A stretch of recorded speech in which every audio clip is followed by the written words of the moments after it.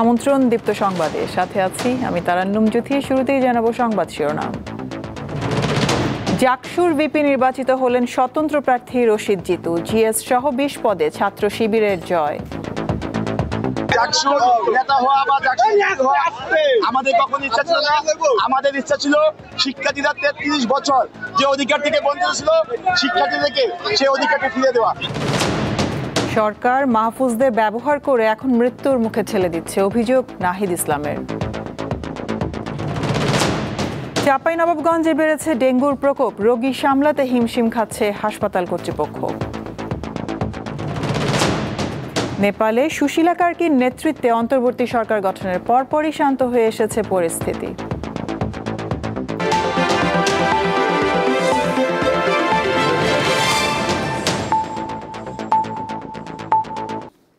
শুরুতেই ক্যাম্পাসে ভোট।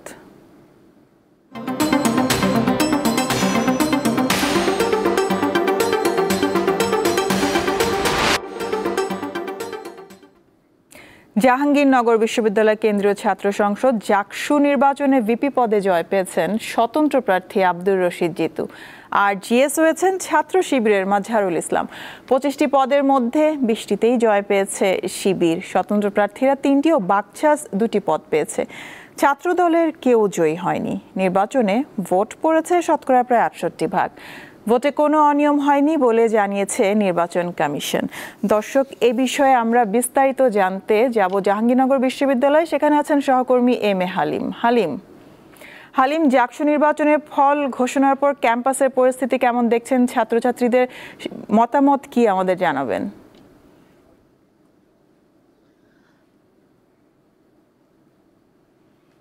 তারা এখানে প্রার্থীরা ছিল শিক্ষার্থীরা, তারা কিন্তু এই কয়েকটা দিন তারা যে ক্লান্ত একটি ছাপ ছিল তাদের মাঝখানে, সেই তারা কিন্তু আমরা দেখতে পেয়েছি তারা হলে চলে গেছে এবং সবার চেহারার মধ্যে একটি ক্লান্ত ভাব ছিল। এবং আমরা অনেকের সাথে এই বিষয়ে যোগাযোগ করেছিলাম, তারা কিন্তু যে বিষয়টি বলছিলেন যে আসলে টানা কয়েকদিন পরিশ্রমের কারণে কিন্তু তারা অনেকটা এখন দুর্বল এবং তারা এখন সবাই যার যার হলে রয়েছে এবং আগামীকালকে এই বিষয়ে আসলে তারা কোনো বিজয় মিছিল করবে কিনা এমনটি তারা আমাদের পরে জানাবে। তাছাড়া আরেকটি বিষয়, এখন এই মুহূর্তে ক্যাম্পাসের যে পরিস্থিতি, এখানে ঢাকা জেলা পুলিশের পক্ষ থেকে কিন্তু এখানে আমরা দেখতে পেয়েছি এখানে যে বিশেষ করে কয়েক স্তরের যে এখানে পুলিশ বাহিনী রয়েছে এবং সেই সাথে এপিবিএন সদস্য রয়েছে, তারা কিন্তু এই যাতে নির্বাচনের পরবর্তীতে যাতে কোনো অপ্রীতিকর ঘটনা না ঘটে সেই হিসেবে কিন্তু তারা এখানে মোতায়েন রয়েছে এবং তারা আগামীকাল থাকবে। এবং এই বিষয়টি কিন্তু ঢাকা জেলা পুলিশের পক্ষ থেকেই আমরা দেখতে পেয়েছি, সারাদিনই কিন্তু তারা এই বিষয়টি দেখভাল করেছেন। এবং একটু আগে আমরা আমরা এই বিষয়ে আমি দেখতে পেয়েছি যারা এই নির্বাচনে পাশ করেছে তারা কিন্তু আমরা দেখতে পেয়েছি যে খণ্ড আকারে কিন্তু বিজয় মিছিল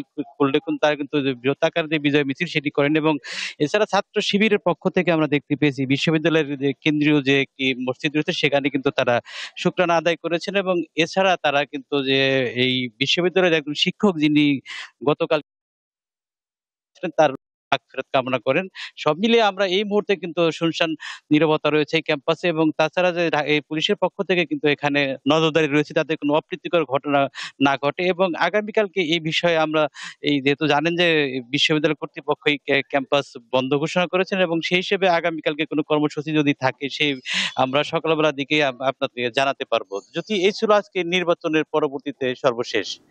হালিম, আমাদের সাথে যুক্ত হওয়ার জন্য আপনাকে অনেক ধন্যবাদ। দর্শক, যেমনটা বলছিলাম, জাহাঙ্গীরনগর বিশ্ববিদ্যালয় কেন্দ্রীয় ছাত্র সংসদ জাকসু নির্বাচনে ভিপি পদে জয় পেয়েছেন স্বতন্ত্র প্রার্থী আব্দুর রশিদ জিতু। আর জিএস হয়েছেন ছাত্র শিবিরের মাজহারুল ইসলাম। 25টি পদের মধ্যে 20টিতেই জয় পেয়েছে শিবির। এ বিষয়ে আমাদের প্রতিবেদনটি দেখে নেব। ভোট গ্রহণ শেষ হওয়ার পর দীর্ঘ 48 ঘন্টার অপেক্ষা। অবশেষে শনিবার বিকাল 5টার পর সিনেট ভবনে শুরু হয় জাহাঙ্গীরনগর বিশ্ববিদ্যালয় কেন্দ্রীয় ছাত্র সংসদ জাকসু নির্বাচনের ফল ঘোষণা। প্রথমে 21টি হল সংসদ নির্বাচনের ফল ঘোষণা করে নির্বাচন কমিশন। পরে ঘোষণা করা হয় জাকসুর 21টি পদের ফল। এতে ভিপি পদে জয় পেয়েছেন স্বতন্ত্র প্রার্থী আব্দুর রশিদ জিতু। তিনি পেয়েছেন 3334 ভোট। তার নিকট প্রতিদ্বন্দ্বী ছাত্র শিবিরের আরিফুল্লাহ আবিদ পেয়েছেন 2000 ভোট। ছাত্র দলের শেখ সাদি পেয়েছেন 648 ভোট।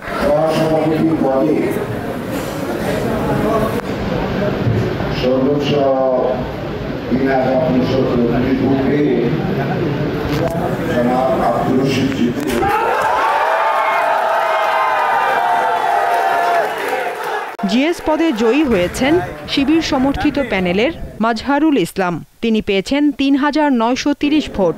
তার নিকট প্রতিদ্বন্দ্বী ছাত্রদলের তানজিলা হোসেন বৈশাখী পেয়েছেন ৯৪১ ভোট।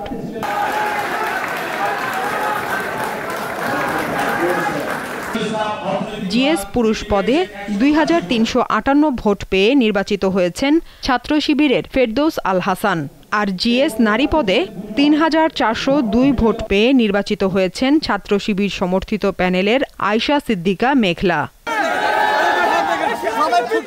ফল ঘোষণার পর নবনির্বাচিত ভিপি সমর্থকেরা ক্যাম্পাসে আনন্দ মিছিল করেন। আমাদের একটি প্রথম কাজ থাকবে, এই জাহাঙ্গীরনগর বিশ্ববিদ্যালয় থেকে সকল প্রকার দলীয় যে লেজিসলেটিভ রাজনীতির চর্চা সেটি বন্ধ করবে ইনশাআল্লাহ। ২৫টি পদের মধ্যে ২০টিতে জয় পাওয়ায় শুকরানা আদায় করেন ছাত্র শিবিরের নেতাকর্মীরা। নির্বাচনী দায়িত্ব পালনকালে মারা যাওয়া শিক্ষিকার জন্য দোয়া করেন তারা। ক্যাম্পাসের পরিবেশের যেই সৌন্দর্য রয়েছে এবং দল মত নির্বিশেষে সবার প্রতি যথেষ্ট শ্রদ্ধাশীল হয়ে, সবার ব্যক্তি স্বাধীনতাকে শ্রদ্ধাশীল হয়ে আমরা আমাদের শিক্ষার্থী বান্ধব কার্যক্রম পরিচালনা করব। জাকসুর নির্বাচনে ২৫টি পদের বিপরীতে প্রতিদ্বন্দ্বিতা করেন ১৭৭ জন। অনিয়মের অভিযোগে ভোট শেষ হওয়ার ঘণ্টাখানেক আগে নির্বাচন বয়কটের ঘোষণা দেয় ছাত্রদল সহ ৫টি প্যানেল। ৩৩ বছর পর অনুষ্ঠিত হলো এই নির্বাচন। দীপ্ত, বার্তাকক্ষ। সরকার ও উপদেষ্টারা মাহফুজ আলমদের যথেচ্ছ ব্যবহার করে এখন মৃত্যুর মুখে ঠেলে দিচ্ছে বলে অভিযোগ করেছেন এনসিপির আহ্বায়ক নাহিদ ইসলাম। লন্ডনে তথ্য ও সম্প্রচার উপদেষ্টা মাহফুজ আলমের ওপর হামলার চেষ্টা নিয়ে আজ সামাজিক যোগাযোগ মাধ্যমে স্ট্যাটাস দিয়েছেন তিনি। নাহিদ ইসলাম বলেন, সরকার ও উপদেষ্টা পরিষদের ভেতরেও মাহফুজ আলমকে অপদস্থ ও হত্যার মৌন সম্মতি তৈরি করা হয়েছে। এই সরকার ও উপদেষ্টারা মাহফুজদের যথেচ্ছ ব্যবহার করে এখন মৃত্যুর মুখে ঠেলে দিচ্ছে। সাবেক উপদেষ্টা নাহিদ লিখেছেন, গণ অভ্যুত্থানের অন্যতম কেন্দ্রীয় চরিত্র অন্তর্বর্তী সরকারের উপদেষ্টা মাহফুজ আলমের ওপর লন্ডনে হামলার চেষ্টা হয়েছে। এর আগে যুক্তরাষ্ট্রেও তাকে অপদস্থ করার চেষ্টা করা হয়েছে। নাহিদ আরও লিখেছেন, পরবর্তী ধাপে তারা প্রত্যেকেই টার্গেট হবেন। আগামী বছরের ফেব্রুয়ারিতে জাতীয় নির্বাচন না হলে অভ্যন্তরীণ অস্থিতিশীলতা তৈরির পাশাপাশি জাতীয় নিরাপত্তা বিঘ্নিত হতে পারে, এমন আশঙ্কার কথা জানালেন জাতীয় ঐকমত্য কমিশনের সহ সভাপতি অধ্যাপক আলী রিয়াজ। আজ ঢাকায় নির্বাচনের জন্য রাজনৈতিক সমঝোতার পথ শিরোনামে গোলটেবিল বৈঠকে এই কথা বলেন তিনি। রাজনৈতিক দলগুলোর কাছে আমি বারবার আহ্বান করেছি, ওনারাও যথেষ্ট পরিমাণে রেসপন্ড করেছেন। তো আগামী কয়েকদিনের মধ্যে, আমি কয়েকদিনের কথা বলছি, কোনো না কোনো এক সময় তো প্রসেসটা এন্ড করতে হবে। আপনি তো একটা আনএন্ডিং প্রসেসে যাইতে পারেন না, সেই জায়গায় নির্বাচনটা করতে হবে। ফেব্রুয়ারিতে নির্বাচন না হলে বাংলাদেশে কেবল অভ্যন্তরীণ অস্থিতিশীলতা তৈরি হবে তা নয়, জাতীয় নিরাপত্তা বিঘ্নিত হবে। সেই কারণেই পলিটিক্যাল পার্টিগুলোর প্রয়োজন একত্রে দাঁড়িয়ে এই জিনিসটা ফেস করা।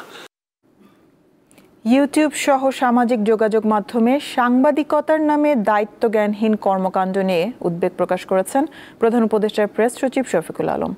আজ ঢাকায় এক গোলটেবিল আলোচনায় তিনি বলেন, সংবাদকর্মীদের দুর্ঘটনার হাত থেকে বাঁচাতে প্রতিষ্ঠানকে নিরাপত্তা সরঞ্জাম নিশ্চিত করতে হবে।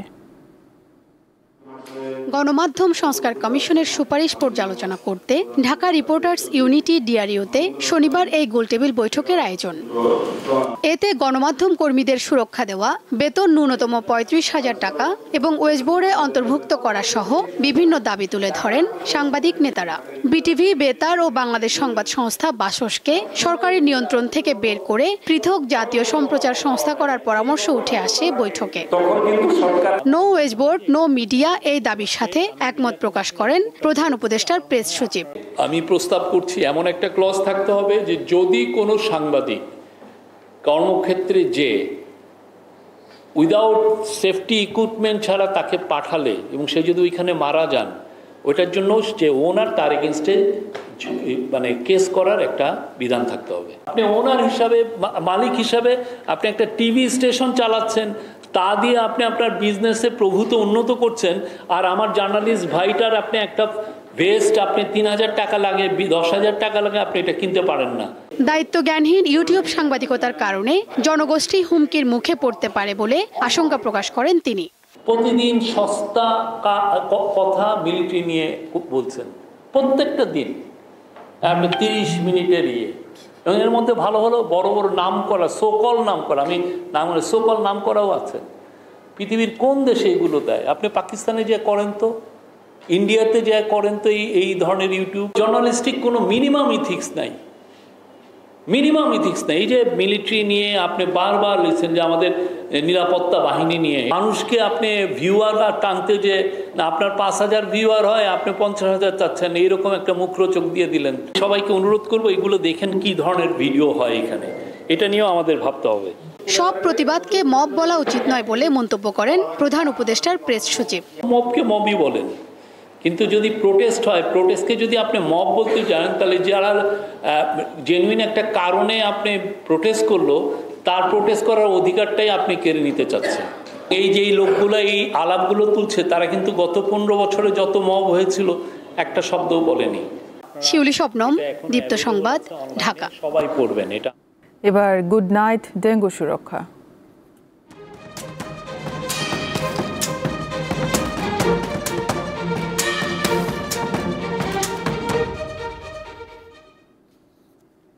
চাঁপাইনবাবগঞ্জে বেড়েছে ডেঙ্গুর প্রাদুর্ভাব। সারা দেশে আক্রান্তের দিক থেকে দ্বিতীয় অবস্থানে রয়েছে এই জেলা। প্রতিদিনই হাসপাতালগুলোতে বাড়ছে ডেঙ্গু রোগীর সংখ্যা। চাঁপাইনবাবগঞ্জ পৌরসভার কয়েকটি ওয়ার্ডকে ডেঙ্গুর রেড জোন ঘোষণা করা হয়েছে। দিনের বেলায় এডিস মশা আর সন্ধ্যার পর কিউলেক্সের আক্রমণে অতিষ্ঠ নগরবাসী। পৌরবাসীর অভিযোগ, অপরিকল্পিত ড্রেনেজ ব্যবস্থা, পানি নিষ্কাশন ব্যবস্থা না থাকায় সৃষ্টি হয়েছে জলাবদ্ধতা। এতে বংশ বিস্তার করছে এডিস মশা। শান্তিমোড়ের অবস্থা, ড্রেনের অবস্থা, আজ ধানুরমোড়ের অবস্থা খুবই খারাপ। এখন অতিরিক্ত মশা, এই ধোঁয়াটাও আসছে না। ডেঙ্গু তো প্রচুর, মশাও প্রচুর, এবার বর্ষাও বেশি। আমাদের যে পৌরসভা থেকে বা সরকার থেকে কোনো ব্যবস্থা নিয়েছে এখন পর্যন্ত কোনো হিসাব আমরা এখনো পাইনি। ডেঙ্গুর প্রকোপ কমাতে লিফলেট বিতরণ, মাইকিং এর মাধ্যমে সচেতনতা বৃদ্ধি করলেও কিছু ব্যর্থতার দায় স্বীকার করলেন পৌর কর্তৃপক্ষ। তাদের ৩-৪ দিন ৫ দিনে কিছু ময়লা এদিক ওদিক যায়, এটা অস্বীকার করার কিছু না। এটা একটা বিষয়। আর ২ নম্বর বিষয়, আমাদের গাড়িগুলো একটু ঘাটতি রয়েছে। গাড়িগুলো বহুদিনের পুরনো গাড়ি, মাঝে মধ্যে নষ্ট হচ্ছে, তখন একটা হ্যাম্পার। এদিকে ২৫০ শয্যা বিশিষ্ট চাঁপাইনবাবগঞ্জ জেলা হাসপাতালে প্রতিদিন ভর্তি হচ্ছে ডেঙ্গু রোগী। শয্যা সংকটের কারণে মেঝেতে চিকিৎসা নিতে হচ্ছে তাদের। যেরকম যার মানুষ আছে, লোকজন যাদের আছে তাদের চিকিৎসা ভালোই হচ্ছে, যাদের লোক নাই তাদের চিকিৎসা ওরকম হয় না। দিন যাবৎ ভর্তি আছি। আমার সমস্যা হচ্ছে রক্তের প্লাটিনা একেবারেই কমে গেছে। ডেঙ্গু আক্রান্ত, প্রচুর ডেঙ্গু আক্রান্ত, আর আপনার আনুমানিক ৩-৪০০ মানুষ যাতায়াত করছে। ডেঙ্গু প্রতিরোধে পরিবেশ পরিচ্ছন্ন রাখতে নজরদারি বাড়ানোর দাবি জানিয়েছে পৌরবাসী। দীপ্ত বার্তা কক্ষ। নেপালের খবর। অন্তর্বর্তী সরকার গঠনের পর নেপালের পরিস্থিতি শান্ত হয়ে এসেছে। তুলে নেওয়া হয়েছে কারফিউ। দেশটির সাবেক প্রধান বিচারপতি সুশীলা কার্কি প্রধানমন্ত্রীর দায়িত্ব নেওয়ার পর এরই মধ্যে নির্বাচনের তারিখ ঘোষণা করা হয়েছে। আগামী বছরের ৫ মার্চ হবে ভোট।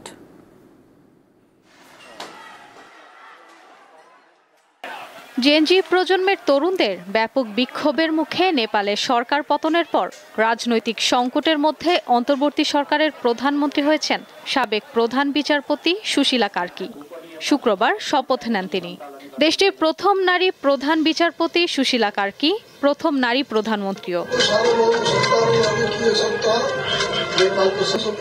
শুক্রবার স্থানীয় সময় রাত ৯টার পর রাজধানী কাঠমান্ডুতে প্রেসিডেন্টের বাসভবনে প্রধানমন্ত্রী হিসেবে শপথ নেন সুশীলা।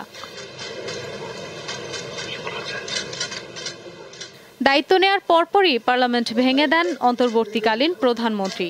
আগামী বছরের ৫ মার্চ নেপালে জাতীয় নির্বাচন অনুষ্ঠিত হবে।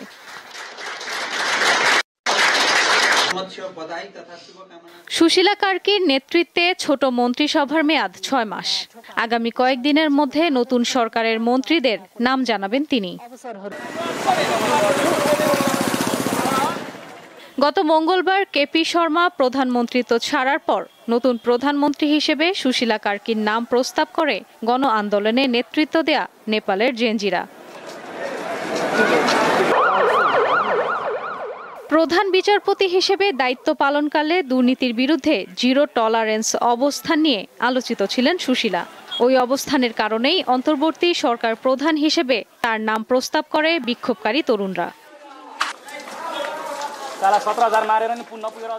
ইশরাত সুমা, দীপ্ত বার্তা কক্ষ। ভোলার মূল ভূখণ্ড থেকে অনেকটাই বিচ্ছিন্ন মাঝের চর ও চর মদনপুর। চর দুইটিতে নদী ভাঙন বাড়ছে, নেই যোগাযোগ ব্যবস্থা, শিক্ষা ও চিকিৎসা সেবার পর্যাপ্ত সুযোগ সুবিধা। এটি ভোলা সদর উপজেলার ধনিয়া ইউনিয়নের তুলাতলী ঘাটের চিত্র। প্রতিদিন জীবনের ঝুঁকি নিয়ে এভাবে উত্তাল মেঘনা পার হন মাঝের চর ও চর মদনপুরের বাসিন্দারা। ভূখণ্ড থেকে অনেকটাই বিচ্ছিন্ন মেঘনার বুক চিরে জেগে ওঠা এই চর দুটির বেহাল যোগাযোগ ব্যবস্থা, শিক্ষা ও চিকিৎসা সেবার দিক থেকেও পিছিয়ে এই জনপদ। প্রতিকূল আবহাওয়ার সাথে যুদ্ধ করে টিকে থাকতে হয় চরবাসীর। নদী ভাঙনে বাড়ছে গৃহহীনের সংখ্যা। কবলে পড়ছি, এখন নদী যেভাবে ভাঙতেছে আমাদের দিকে থাকার সম্ভব না। অনেক কিরাত আছি, কই যাই হেকতা করতে না। এই নন একটা স্কুল আছে ভাঙিয়া গেছে, জোয়ার পানি থাকে, যখন অন্য কোথাও আছে সাঁকো নাই।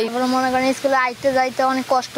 এখানে কোনো প্রাইমারি স্কুল নেই, কিছু নেই, যা আছিল সব ভাঙচুর হয়ে গেছে। অবশ্য চরবাসীর সমস্যা সমাধানে পরিকল্পনার কথা জানান জেলা প্রশাসক। তবে এত কিছুর মধ্যেও কিছু সম্ভাবনা সেখানে রয়েছে। এই চরগুলোতে যেখানে আমাদের পলি মাটি যেমন অনেক উর্বর হয়ে যায় জমিটা, আমাদের কৃষকরা সেখানে প্রচুর ক্যাপসিকাম এবং তরমুজের চাষ করে, যেটি সারা দেশে আমরা সাপ্লাই দিয়ে থাকি। যেহেতু জিআই পণ্য হিসেবে মহিষের কাঁচা দুধের দইটা আমাদের স্বীকৃতি পেয়েছে, এই পণ্যটাকে আরও ফ্লারিশ করার জন্য, আরও আমাদের উৎপাদন বৃদ্ধি করার জন্য মহিষের দুধ আমরা সেখানে গোচারণভূমি, মহিষ চারণভূমি তৈরি করতে পারি। মাঝের চর ও চর মদনপুর ছাড়াও আরও কয়েকটি উপজেলায় 50টির মতো ছোট বড় চর রয়েছে। সেসব চরেও নানা সংকটের পাশাপাশি প্রতিনিয়ত নদী ভাঙনে ক্ষতিগ্রস্ত হচ্ছে চরবাসী। কামরুন নাহার, দীপ্ত বার্তা কক্ষ। যুক্তরাজ্যের লন্ডনে অভিবাসনের বিরুদ্ধে আজ বিশাল বিক্ষোভ হয়েছে। চরম দক্ষিণপন্থী অ্যাক্টিভিস্ট টমি রবিনসন এই বিক্ষোভের আয়োজন করেন। এতে হাজার হাজার মানুষ অংশ নেন। বেশ কয়েক ঘন্টা ধরে চলে অভিবাসন বিরোধী এই বিক্ষোভ। অবরুদ্ধ গাজায় একদিনে হামলা চালিয়ে আরও 38 ফিলিস্তিনিকে হত্যা করেছে ইসরায়েল। ফিলিস্তিনের স্বাস্থ্য মন্ত্রণালয় জানিয়েছে, এই হামলায় ধ্বংস হয়ে যাওয়া ঘরবাড়ির নিচে অনেকেই চাপা পড়ে আছেন। এদিকে গাজা শহরে হামলার তীব্রতা বাড়িয়েছে নেতানিয়াহুর সেনারা। শহরে বাস্তুচ্যুতদের আশ্রয়দানকারী জাতিসংঘের একটি স্কুলে হামলা চালানো হয়েছে। এছাড়া বোমা মেরে গুঁড়িয়ে দেওয়া হয়েছে একটি বহুতল আবাসিক ভবনও।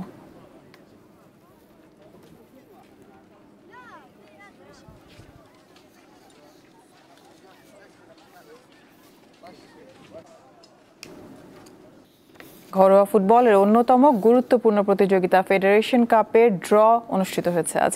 এতে একই গ্রুপে পড়েছে গত আসরের চ্যাম্পিয়ন বসুন্ধরা কিংস এবং league champion Mohammedan. Bangladesh premier লিগের গত আসরের স্ট্যান্ডিং অনুযায়ী 10 দলকে 5টি পটে ভাগ করা হয়। গত লিগে মোহামেডান চ্যাম্পিয়ন ও আবাহনী রানার্স আপ থাকায় ঐতিহ্যবাহী দুই দলের এক গ্রুপে পড়ার সুযোগ ছিল না। লিগ পর্বের ম্যাচগুলো হবে বসুন্ধরা কিংস অ্যারেনা এবং কুমিল্লার শহীদ ধীরেন্দ্রনাথ দত্ত স্টেডিয়ামে। অনেক বড় একটা অ্যাচিভমেন্ট এবং আমাকে দেখে ভবিষ্যতে যারা বাংলাদেশে কোচিংয়ে আসবে তাদের একটা অনুপ্রেরণা হিসেবে একটা প্রতিষ্ঠিত হলো এবং এই অনুপ্রেরণার মাধ্যমে আমি আরও এগিয়ে যেতে চাই। বাইরের কান্ট্রিগুলো আমরা যদি ফলো করি, তাদের কিন্তু নিম্ন স্তরের ক্লাবগুলো থেকেও তারা ন্যাশনাল টিমে ডাকে বা তারা সুযোগ করে দেয়। শেষ করব দীপ্ত সংবাদ শিরোনামগুলো জানাবো আরও একবার। জাকসুর ভিপি নির্বাচিত হলেন স্বতন্ত্র প্রার্থী রশিদ জিতু। জিএস সহ 20 পদে ছাত্র শিবিরের জয়। সরকার মাহফুজদের ব্যবহার করে এখন মৃত্যুর মুখে ঠেলে দিচ্ছে, অভিযোগ নাহিদ ইসলামের। চাঁপাইনবাবগঞ্জে বেড়েছে ডেঙ্গুর প্রকোপ, রোগী সামলাতে হিমশিম খাচ্ছে হাসপাতাল কর্তৃপক্ষ। নেপালে সুশীলা কার্কির নেতৃত্বে অন্তর্বর্তী সরকার গঠনের পরপরই শান্ত হয়ে এসেছে পরিস্থিতি। এ ছিল এখনকার মতন। আমি তারান্নুম জুথি বিদায় নিচ্ছি। দর্শক, আরও তথ্য বিনোদনের সংবাদ জানতে যুক্ত থাকুন দীপ্ত টিভির ডিজিটাল প্ল্যাটফর্মগুলোতে। এতক্ষণ সাথে থাকার জন্য ধন্যবাদ সবাইকে।